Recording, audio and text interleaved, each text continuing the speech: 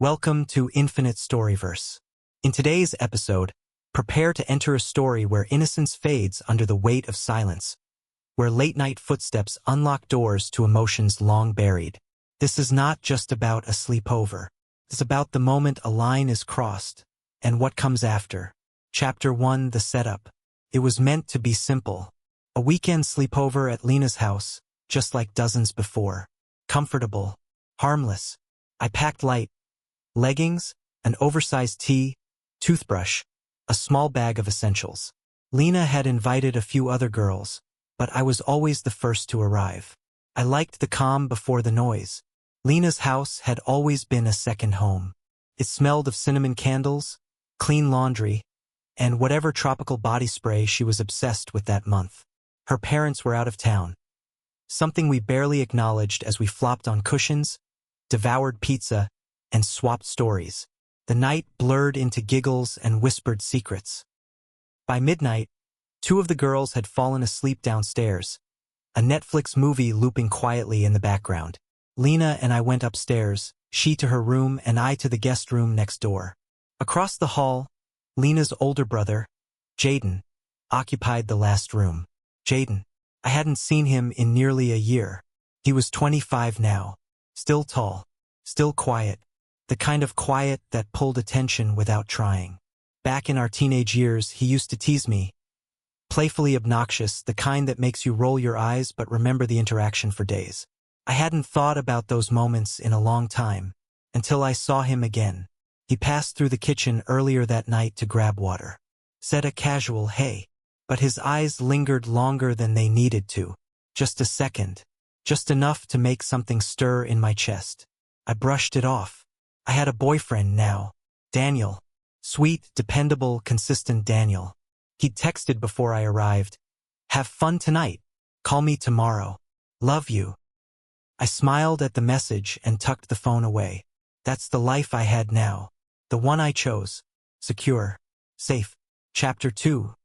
The 2 a.m. whisper. The guest room was cozy. I stretched under the soft sheets, listening to the ceiling fan spinning above me. The house settled around me in soft creaks and distant murmurs. I drifted.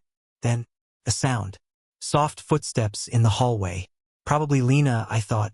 Bathroom, maybe. But they stopped right outside my door. My heart picked up. A pause. Then a subtle creak. The door nudged open half an inch.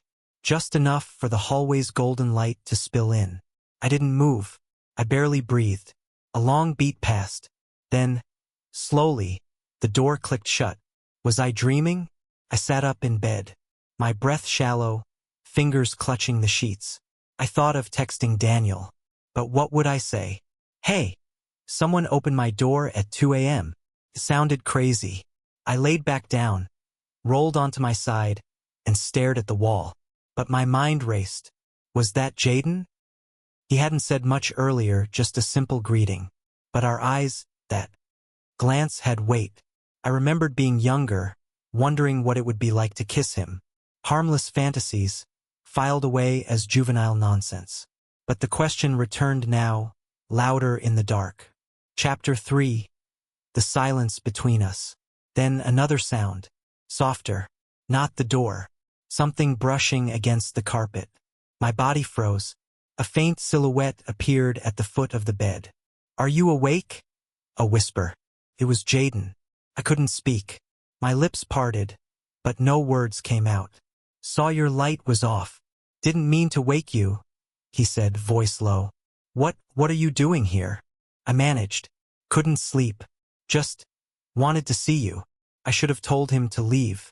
I should have sat up, turned on the light, reminded him I had a boyfriend. But I didn't.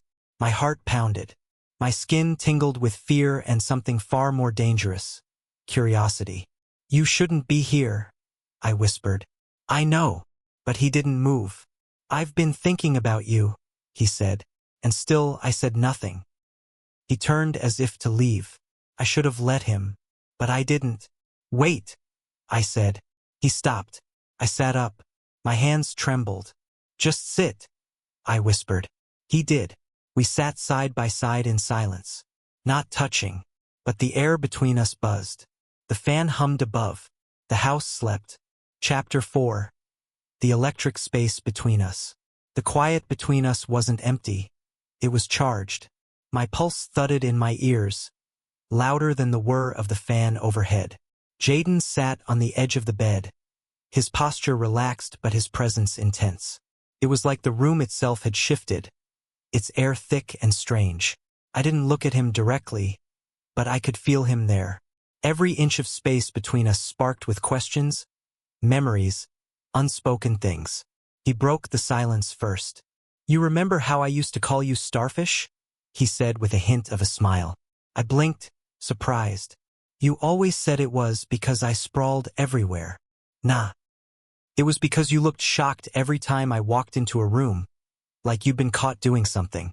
I smiled despite myself. The tension bent just enough to let the memory in. It was so long ago, but his voice made it feel closer, like it had happened yesterday.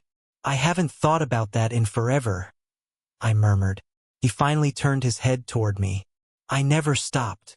That confession, it landed differently. Not as nostalgia, but as a weight. I turned to face him. The dim light from the hallway stretched across his jawline, casting long shadows. He looked older now. Not just in age, but in grief, in experience, in restraint. "Why are you here, Jaden? Really?" He was quiet for a moment.